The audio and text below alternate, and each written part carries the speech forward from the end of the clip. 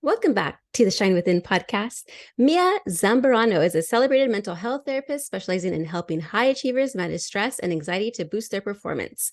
With nearly a decade of experience, her career focuses on providing mental health support to those striving for excellence. As a licensed therapist, entrepreneur, mother, and ex-Division I athlete, Mia understands the pressures faced by her clients. She created the Power Performance System, an innovative approach combining evidence-based skills and practical strategies. This system has significantly aided elite athletes, entrepreneurs, and business professionals in enhancing their mental health and resilience. Mia is committed to empowering individuals to not only cope with, but excel under pressure, affirming that the right mental support can lead to extraordinary success and well-being. Yay! Extraordinary. Extraordinary. That's right. That's right. How It's are you, so, yeah, Gina? it's so nice to see you, my So friend. good to see you. Yes. My fellow entrepreneur, fellow mommy, with Yeah. kids and Hmm. everything, wife, and you do it all, Mia. How do you do it? All the How do you do things. it? One thing at a time. That is for sure. Totally. Yeah. So when I think about performance, I think about performing arts. But in a way, we are doing artsy Mm. things, whether it's with Hmm. sports, whether it's with our work, because we're being creative. And I wanted to know what performance means to you and how Yeah. has your perception of it actually evolved over time? So it's interesting. I love that we're starting with this because when I ask other people when they hear the word performing or performance, like what comes up for you? And a lot of the times people are like, oh, it feels fake or inauthentic, or it's like stress or judgment. And like, that's why we're here. That's why we're doing this, because the reality is we're constantly performing. So my former relationship with performing is like when you're on, you're on. As a soccer player, it's like when you're all in, you're all in. And it's happening behind the scenes too, but like you're showing up to practice. And, in that time of my life too, I was showing up for other things as well. And I almost saw them as separate. And I wish I hadn't, because they're all completely intertwined. And if you're struggling in one area, it's going to impact other areas as much as we try to compartmentalize, like we're human at the end of the day. So, in terms of my definition now and how I work with others on their definition of performing, is it's it really is the basic definition is your engagement in a task or a function, the quality of your completion of a task or a function. And if you think of it that way, we are constantly performing. And the biggest mistake we can make is waiting for the big thing, because chances are by that point you're prepared or you're not. And how you show up is very much an internal reflection. So that's the relationship I've created. And people might think like, oh, it sounds like even more pressure. You're always on. But it's more of like a mindfulness practice, is again to not wait for the next thing. It's like to be present, to do the best you can. And that doesn't mean it has to be perfect. It just means you're doing everything you can. You're being intentional. And every day that might look a little different. Right? Like every day I wake up, I'm like, why am I in a bad mood? And wake up next morning, why am I in a good mood all of a sudden? Yeah, right. We don't choose our emotions sometimes, just like when we perform these different things, we may do really good and then we may not do so good the Mm. next one. But we got to give some compassion to ourselves and not Yes. be our hater. We need to be our own best friend. I always say that roommate that's in that head right there, it's like Hmm. she needs to shut up and go and move out before I kick her out, because you want your mind to be your best friend. I've learned that Oh, the hard way. exactly. And that comes from like kind of what you were saying is being more inquisitive than judgmental. Like, why am I feeling this way? Because we can control our emotions. It's not easy, but what comes up for you, you may not have as much control of if it's in response to a situation or not getting enough sleep or whatever it may be. But what we don't realize is we tend to have more control than we realize. And even just starting that question with why am I feeling this way, instead of like I shouldn't be feeling this way, or like, oh, today's gonna be horrible. That's performing right there. Is choosing a different thought. Like, okay, I know I'm struggling. Like, what do I need? So that's that right there, because that leads to the next thing and the next thing and the next thing. And Mhm. it's very much a domino effect. Right, totally a domino effect. So we got to just change our thoughts in our story that's in our head, like Mm. just change it. It's okay to practice it. It's it's difficult not at it's not first. easy to It's do. not easy And to to do. No, it's not. And the reason, because a lot of people say that, right? And I don't feel like everyone has the context of why, because it sounds good in theory. They're like, oh, why wouldn't I just think differently? It's not easy. And The reality is, though, the science is showing that we have about 60,000 thoughts a day. Wow. And what happens is our thoughts impact our emotional experience, right? We're prompted with something, we get some kind of stimuli, we're going to have some kind of thought about it, right? That's the way we process information. And that thought is going to trigger an emotional response because that tells us how to act or react to it. Now, depending on what that action or reaction looks like, is going to elicit that cycle all over again. So we are constantly in that cycle, and a lot of times we're kind of along for the ride because it's not in our conscious mind. So building that relationship, like you were saying, with yourself, with your thought process, and maybe even just becoming more aware of what you're saying to yourself, what that sounds like, and how it's impacting you on a day-to-day or even moment to moment, is a huge shift in and of itself. Right. Yeah, because I remember when I was the reason why I think I drank is because I had like very low confidence, and I wanted to like numb how I felt. And I felt like that alcohol would give me more confidence because I would talk so meanly to myself. I'm like, man, I would even talk to a stranger like that, or let Yeah. alone like my own children. Like, why am I even talking to myself like that? Like, what the heck? Like why? Like, we're supposed to be like on like cheering us on. You know what Yeah. I'm saying? Oh, it's so Yeah. horrible. I'm like, oh, but anyway, Yeah. yeah. I thought I'd just say that.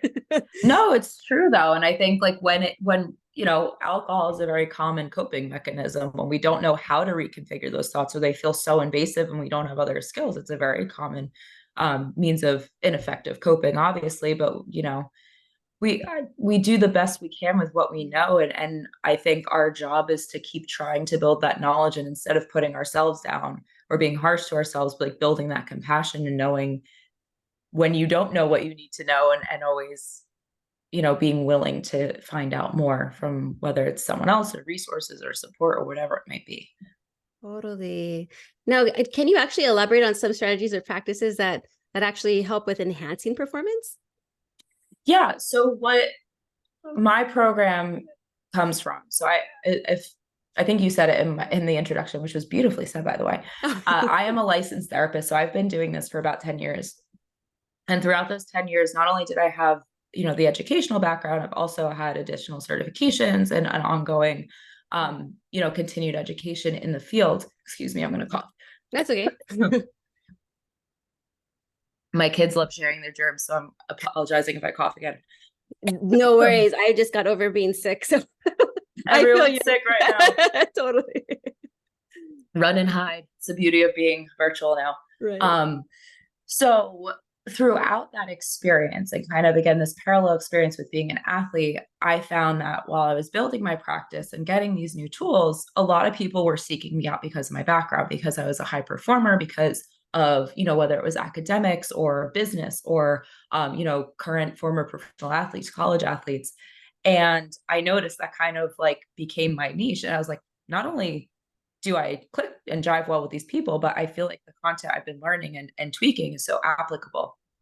So I developed, based on those evidence-based practices I was learning and applying, I kind of created my own formula that specifically tailors to that population. So the biggest foundational piece is the awareness piece. So this kind of appraisal as being able to meet yourself where you're at and take inventory, because I think a lot of times we talk about doing that, but we don't do it authentically or genuinely or compassionately. And that's the big kind of tool. And if any one of you are like, ooh, what does that look like? If you go on my website, which we can talk about later, I actually have the free performance appraisal. So you can literally look at it and take it. And then it's a PDF. So you can download it, take it over and over and over again. It's a great reflective tool. So that's something you can do, is just kind of build that relationship with yourself, redefine what showing up looks like, performing looks like, and just be willing to see what's coming up for you. The other piece of it is understanding, like kind of what we were just talking about before, is creating a relationship with your mind, right? A lot of us are well versed in the relationship with our body. It's very pop culture, and not in a bad way. I think it's great that it's becoming very pop culture to like, know what's healthy, know what's not. Our nutrition is something we talk about. It's, we're about to be in the new year. It's every kind of get back on the train for exercise and stuff. Again, not bashing any of it. I think it's super, super important. But a lot of us don't take the time to really build a relationship with our governing force, which is our mind. right? Our mind and our body are constantly in communication. And if you're only talking to one, you're neglecting the other. And, that goes both ways too. I talk all the time with athletes when, they're just attending to their bodies and not as much training their minds, or, a lot of times business professionals or other high level intellectuals aren't necessarily tapping into the emotions or maybe not even the physical part. And when they're not in alignment, that can feel really uncomfortable, or just, it's like, it feels like mismatch, right? So it's just building that relationship. What do my thoughts sound like? What's my relationship with myself sound like? What's going on? What can I do to try to reframe that? We talk about narratives, we talk about, affirmations, but again, understanding how that informs our emotional response and our actions and reactions, which essentially make up our reality, right? And then it's that deeper meaning, because you can do something for so long, but unless you're really connected with it, your values, your why, whatever it is, it's going to be really hard to stay on that train. And then, there's also kind of the basic regulation techniques. I teach a lot on crisis management, stress management, emotional regulation, because again, at the end of the day, we're all human. I don't care how much money you have or how successful you are, like we're human. And it's really good information to have, because that will help how you show up too. If you are constantly overwhelming or overloading yourself, it's not going to look quite the same. And that becomes very exhausting. And I think that's a lot of why we feel burnout is not just one, feeling like we're going through the motions, but again, not having that deeper connection and not being able to understand why we're doing what we're doing. Right. I even remember like in high school. I mean, I only played like high school sports. I didn't do any in college. I was playing like basketball and like having to keep my grades and then all those practices, everything. It was really putting a toll on me. I was getting like cranky. Yeah. My grades were going down. I'm just trying to like do a good job on the team. Yeah. But I saw other places where I wasn't doing so well in like schoolwork, Yeah. And that was hard. I remember those times, man. I wish you were around back then. Well, that's why I try to be around now. I mean, it's so easy to lose perspective in that tunnel vision too. Again, whether you're a mompreneur or an entrepreneur and you're doing it because you have to, but like taking time to really reconnect with why you're doing it and your mission and how it's a part of you in a very healthy way. It truly does make a difference. And when I work with athletes, it's like, it's very easy at certain points in your season to be like, I'm going through the motions. I'm just trying to get this done, or I'm trying to, checking it off the list. And again, that's okay, but that's a recipe for burnout. I know, right? We don't like burnout. But can you actually share No. a personal experience where a shift in mindset positively impacted your performance? Oh God, just one. You can say as many as you like. Well, okay. I can I'll share a one that's tied to kind of my physical experience as an athlete, and then I'll share one that was tied to kind of my later experience as a business person, or like getting into my field. So the first major shift I would acknowledge, because it's kind of one that I probably wouldn't be doing what I'm doing today had I not made it. When I was a senior in high school, I had already committed to my Division I soccer team. I was, thought who I was. And that was in the fall. And the spring, I was in a soccer tournament and I got slide tackled from behind and I tore my ACL, MCL, meniscus. My knee was just shot. And in the moment, I thought I was okay, because the way people had described the physical injury, I was like, no, like I'm okay. I kind of got up. I was able to kind of wobble off. I was like, it doesn't feel right, but like, I'm okay. Came to find out, obviously, what I just shared is that there was like my ACL wasn't even showing up in the MRI. Oh my goodness. So, I was caught completely off guard because the doctors didn't think it was that. So it was this first level processing of my knee is torn in half, essentially. And then it was this, oh my gosh, I have to get surgery, which I have had a phobia of needles at the time too. So I'm like, this is my nightmare. I'm just supposed to like graduate and go play soccer and live out my dream. And now I don't know. Now that, granted, this was a long time ago too. So it was when that type of surgery was getting better, but it still wasn't, a guarantee, so to speak. So I just kind of had this crisis moment. And I remember meeting with the doctor, and he was just like, hey, like, you don't have to get the surgery. Your legs are strong enough, but like, you're not going to play Division I soccer because you can't cut it on your knee. So it was kind of in that moment of like, all right, it's go time. Like I can sit here and complain and do the what ifs and ands, or I can get on the horse. And I was told that I would be cleared in 9 to 12 months, and I ended up getting cleared in 5.5. Oh, wow. So I put everything I could physically into it, but mentally, I was journaling every day about my experience. I was celebrating every win.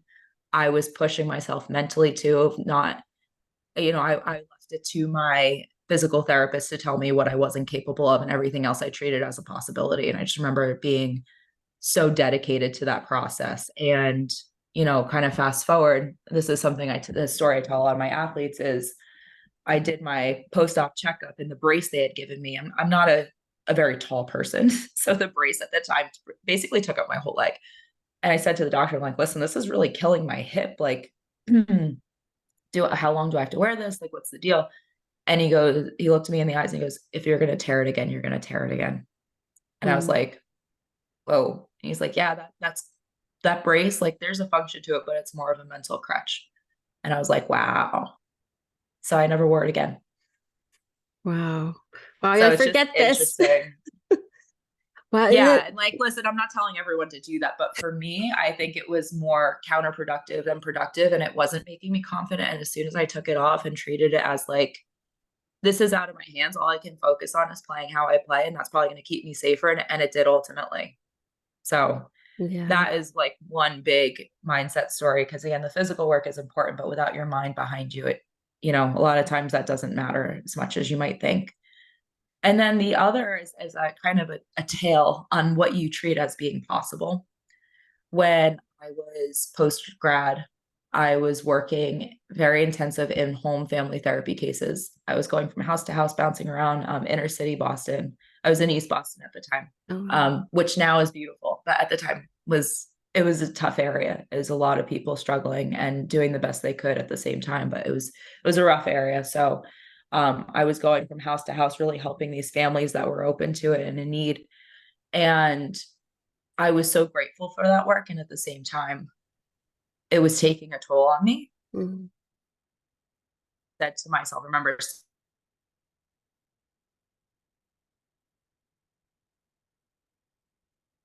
what I'm doing, like where do I go from here?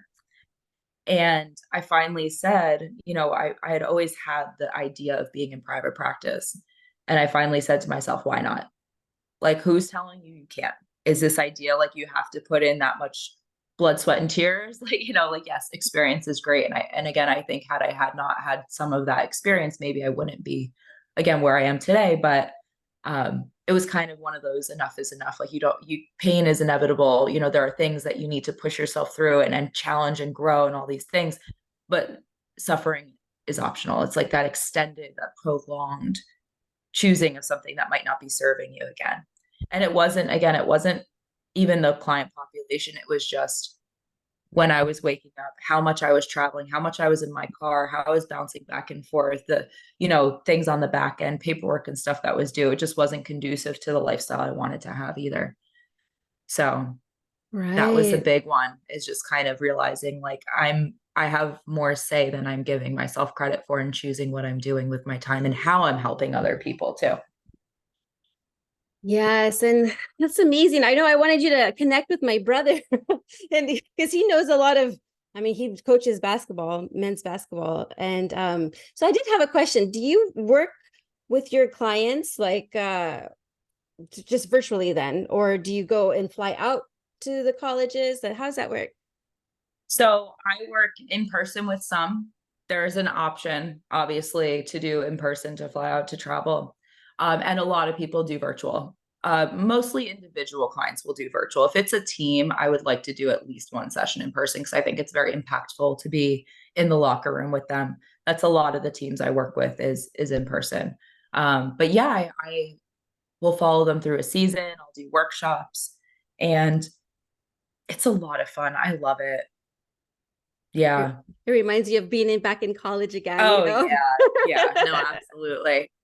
I That's so walk in the awesome. locker rooms and I'm just like, I'm home, even though it's not Oh, where I went, but you know, yeah. It just brings back good memories, when you were playing soccer. That's awesome. it's a cool thing because I'm far off, I'm far out enough where I can offer the perspective and the skills and the tools and all that, but I'm not so far out where the people that are in it or experiencing it don't respect kind of my perspective too, if that makes sense. Is like Yeah. sometimes when they feel like you're so far removed or you haven't been there, you don't get it, or maybe it's such a different experience. Um, they're not as receptive, but that's a lot of the feedback I get too is like, hey, I know you've been there. Mhm. That's a lot of what I say. Like I've lived it and I've learned it. And Right. I don't think everyone has to, depending on the population you work with, I don't think everyone has to have that experience, but I think it certainly helps when you can um relate or validate in a certain Yeah. way, while also offering a solution. Yeah, I have to be relatable. Be like, you know what? I've been in your Yeah. shoes. I understand, Yeah. and I've been probably through worse because you had your knee was all messed up. And I can imagine. Because I'm a massage therapist, so I have a lot of guests like come in Oh, and saying, like, oh, my ACL, I tore it, and just be careful. And I'm like, ow. I'm just thinking in my head, like, I can mm, feel their pain. Like oh an yeah. empath, so like I can feel and I know and I see. And Oh yeah. so I'm like, Oh God, if I see an injury on TV, I have like a whole body visceral response. I'm like, ugh. Me too. Me too. No, see there I'm going this time. It's It's this contagious, even darn though we're not in the cold. same room. I know, right? No, we were talking about like some mental barriers, like overwhelm, even like comparison. Are there any That's a other, huge one. right? Oh my gosh. How do you tackle that one? That's actually a really fun one to tackle. It's something I struggled with myself as well in a number of respects, and I think now, kind of in the world we're in today, it's even more loaded because you're not just comparing to yourself, you're not just comparing to the people around you, your teammates, you're not just comparing to the teams you're going up against, you're comparing to everyone because you're on everyone's TikTok and Instagram and the reels and what's coming up on the news and TV, even because a lot of athletes or even again we were talking about business too, but there's so much going on and it's so accessible information wise. So it's loaded, it's very difficult, and a lot of that comes back to the relationship with yourself. So that's one piece of it, but a lot of it is again taking that non-judgmental stance and actually, what are you observing in this person or this situation that you're comparing yourself to? Why? Like, what are you actually appreciating? It's an interesting spin on it where it can create a learning experience, or even kind of a reinvention of goals to help point you in a direction rather than creating a discrepancy between you and where you want to be. So that's a very common and detailed module, if you will, that we go through, Right. is Now, the what kind relationship with self and comparison and self-doubt and all those things. being human, right? Yeah, being human. Happens to Yeah, all of us, happens to it all of sure us. does. Yeah. And so what advice would you give to someone who feels like they're they have like extra anxiety and they're stressed out through their performance? What kind of advice would you give them? Um, well, my mind went to a lot of different things. First of all, just know that you're not the only one feeling this way. And my other thing is if you are a high performer and you have anxiety, one, that's probably why you care, right? You care, and that's you're trying so hard, and that's probably why you feel overwhelmed, and it's a part of it at least. There's so many different things out there, and I feel like if you again are someone who's a high performer, you try to troubleshoot a lot yourself, and that may work to an extent, but I think my biggest tip is like you don't have to know all the answers, Mhm. and there's so many ways you can kind of figure out what's going on for you that's creating that sense of discomfort, and try to shop around for at least somewhere to start in building that relationship with yourself so you can heal that or decrease the intensity because it does trickle through kind of everything that we're doing. And where anxiety is coming up, it's not something that just goes away. Emotions aren't something that just kind of leave unless we acknowledge them. There again, it's like trying to press snooze all the time. Unless you actually figure out what the alarm's going off for, it's going to be really hard to avoid it. So you're not alone. It's very common, especially if you're someone who's trying to push yourself and be successful and do all these things. So, kind of hats off to you, ironically. And, again, try not to inundate yourself with all of again, I'm not saying the self-help is bad. I think it's great. I think it's a great starting point in kind of figuring things out, but don't get discouraged if you're like, nothing's working. I'm trying all the things. It's very different to like dedicate yourself and your time to sitting down with somebody and figuring out and having a plan for you. Don't feel like you have to figure it out yourself. Don't feel like you have to experience it by yourself. There's a lot of different options and ways to attend to it. Yeah. Then they'll also be like, oh, I'm overwhelmed. Oh, and now I'm stressed because I'm overwhelmed. And I'm stressed because I'm overwhelmed. So it's like a cycle that's like constantly going, like a little hamster wheel. It's like over and over and over again. Let's break the cycle, Mia. Yeah. Let's break the cycle. Let's do it.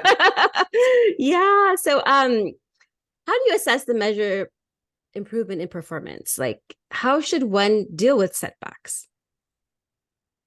So the first thing I heard you say was, how do you measure an assessment in performance? And then how do you deal with setbacks? Mm-hmm.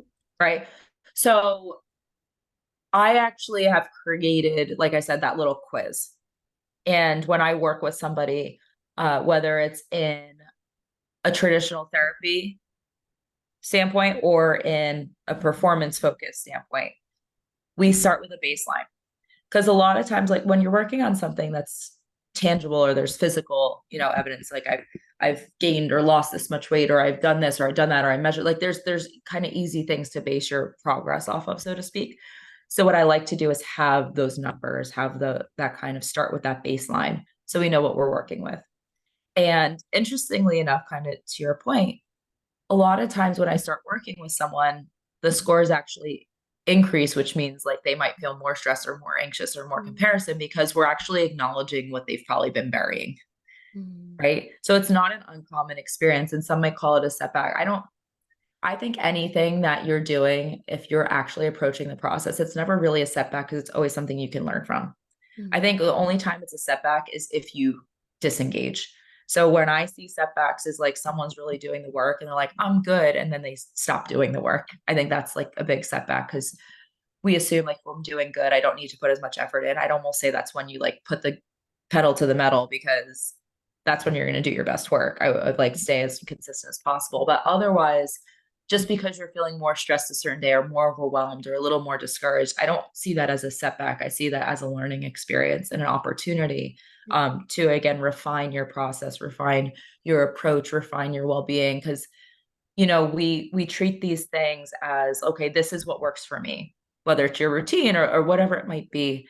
And we are constantly changing. The only thing constant is change. So to think the same thing is always going to help you in the same way isn't fair. So I don't see that as a setback. I see it as a growth opportunity to just kind of reassess and acknowledge like where I might need to shift. Yeah, because it's happening for you, not to you. Yes, I like that. I would agree with that. And then can you suggest any other like resources or tools that have actually helped you or others in enhancing performance? Yeah. So what I was saying before is there's a lot out there to start with if like you're kind of interested and you want to like dip your toes in, but there's so many different books. Someone that for my mindset, if you're someone that errs on the side of spirituality, I would imagine you're probably familiar with her. Gabrielle Bernstein is someone I just absolutely adore in terms of like her approach, her take, her mindset. And she doesn't have a therapy background, but she consults with a lot of psychologists and stuff. So it's really cool. She intertwines that into her own work and shares that experience. So if you're just even interested on kind of like what's there, or if you are someone who's more spiritually inclined, like it's a really cool take on things to just get to know yourself. She has a lot of prompts and stuff.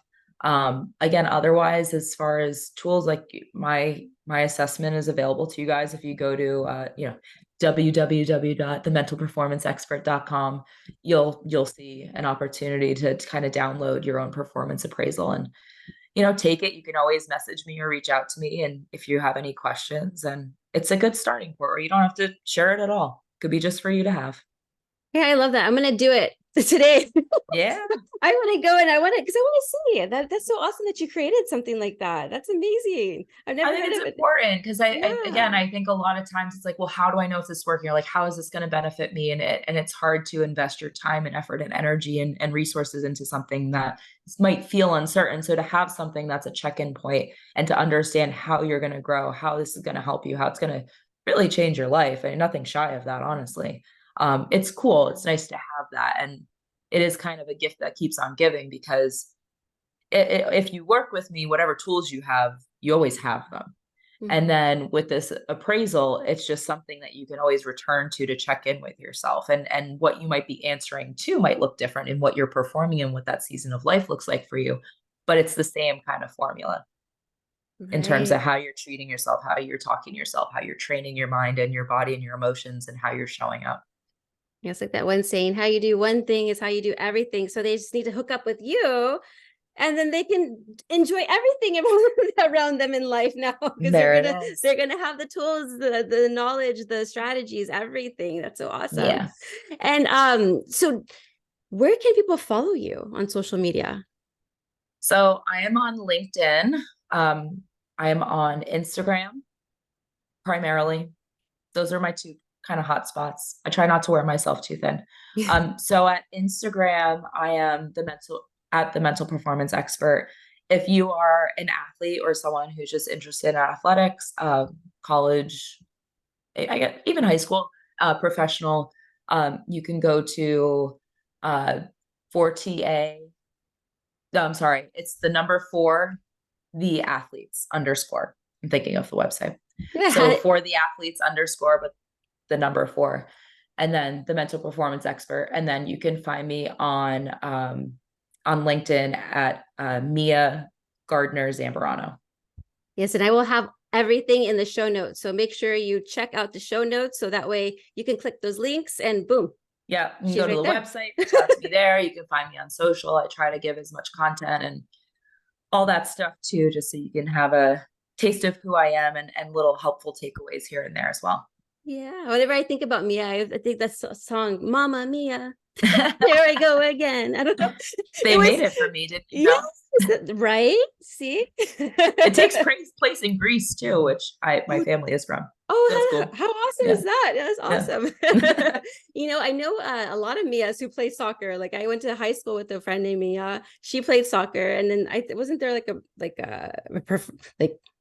was she Mia like Hamm. so yeah, that's the one. I was trying to remember her last name, Mia Hamm. So I'm like, I grew up in all the Mia. age of Mia Hamm. Yep. When I was like starting to get really seriously competitively, she was on the big screen and people would be like, "Oh my gosh, are you related?" Like at the time where yeah, we're the same first name means you're related. Like, yeah, we are. I met her actually once. I went to the Olympic Center in California and I met her and I was just like the most starstruck I probably have or ever will be. It's Oh, really that's cool. so awesome. Yeah. But lastly, I have one more question.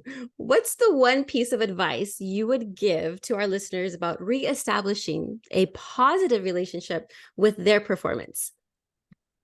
Kind of like I said, is literally redefine Mm-hmm. performing. I do think when that kind of word comes up, it can lead to a lot of like icky feelings of judgment, or whether it's self or you assume someone else is going to judge you, or feeling like you have to be on and it's pressure situation. Like, whatever you believe in, I believe we have this life. And however you show up to each and every moment, even if it's not perfect, even if it's not beautiful, you know, that's what you have. And I think every day, every opportunity can be an opportunity for miracles and really incredible things to happen. So when you think of performing, I would just challenge you to see it as that, whether you're showing up as a parent, as a partner, as a friend, as a professional, as a business owner, you're impacting more people than you realize. And it very much starts within. So the kinder you are to yourself, the more willing you are to look inside, that's going to be a trickle effect to this world. And I think the world could use as much good as possible right now. So, see yourself as the ripple effect. And that's starting with just this agreement to do your best and be present in how you show up and what that looks like for you. And knowing that there's a lot of things that can help inform you of where to start again. Don't feel like you have to, but have to know everything. But just even that awareness, just building that awareness with that process and redefining that relationship is a really great place to start. Yes, the world needs you. We need your shine. Everybody, yes. There you go. Great tie-in, Gina. Great tie-in. I see what Right, you did there. See what you did there. Yes, always shine. Yes, everyone Yes, needs your light. exactly. And I was going to mention something like I always had like, okay, so there's New Year's because New Year's is coming up. And that's when everyone says, this is my goal. I'm going to do this. You know, my mini New Year's is every Monday. That's my mini New Year's. Every Monday is a new week, new day, new hour, new minute. Well, I would say too, I think a lot of times this time of year, and maybe it's an unpopular opinion, but I'm just going to throw it out there.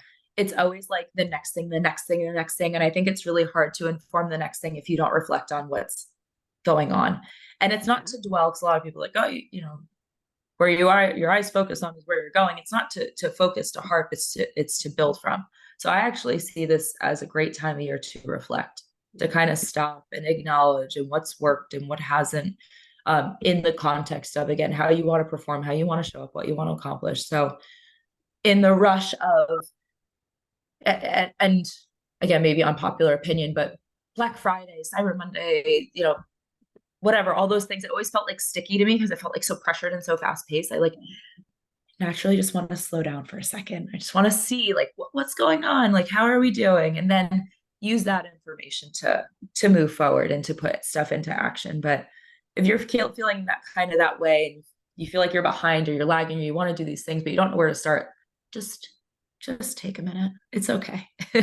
Just regroup, check on what's going on, because chances are you've done a lot and experienced a lot more in the past year than you even remember in this very moment. So I plan on continuing to do that for myself, just that regroup, that reset, reinform, and then you'll be in a more effective and efficient place in whatever you choose to move forward with.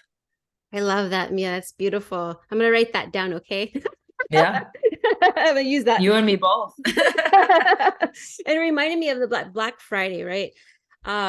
So I just like did one email for Black Friday, and then I just did like one post. I didn't even post anything at all until like the last day of the Black Friday, because I was doing it for like 2 weeks. I had like a 2-week open cart for 50% off. And I'm like, oh man, I didn't even like follow up or do anything.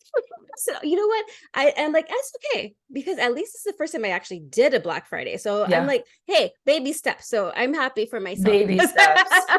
And listen, like, it's not to say like those are beautiful opportunities, and some people truly wait for those opportunities because maybe that's what's within their means, and they do. They need, we need those things. It's just, so like for me personally, I didn't post, I didn't have any special, like nothing, and my intention was to, but I had a lot of things going on that I felt like needed my attention more than just posting to post or discounting to discount or stuff like that. So totally, everyone's in a different place, and again, we need we need the deals too. Like, not saying that's a bad thing, but it's more of just, if you notice this time of year you're feeling like you're in a rut or you're just not sure where to start, it's okay to just not for a minute, so that you can the taking a step back to step forward.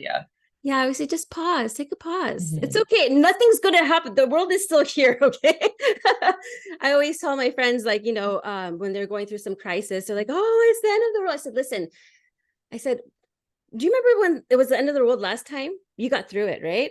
Okay. You're going to get through this one too. So it's okay. I know. Just take your time. If you need to grieve, whatever you need to do, but you'll be okay at the end of the road. I got you. Resilience and belief. We can struggle, we can be sad, we can be angry, we can be all the things, we can be afraid. It's just build, and that's where that baseline comes in, is that self-belief, that resilience factor is like, this might be the bottom of the barrel and I'm gonna keep going. Like, we're gonna keep on keeping on. Right. Oh, well, Mia, thank you so much for being on my show today. It's always a pleasure. And yes, so people follow Mia and then get on her programs. Yes, and I'm going to go ahead and do that performance survey. Is a quiz or a survey? Yeah, it's a little performance quiz. Okay, I'm going to do that quiz right now. All right. I'll give you some feedback. She'll be like, this is me. What do I do now? I can't see it. When it's sent to you, it's in your hands. You can send it back to me. Happy to look over it, but I wanted it to be so that it didn't feel like you had eyes on you, that you could take it at your own pace. You could do it. It's only 17 questions, by the way. It gives you little ranges. So it's not a diagnostic thing. It's nothing like intense. It's really just to kind of feel out how you feel and what's going on for you. So all for you. Awesome, Mia. Well, thank you. Yeah, thank you, Gina.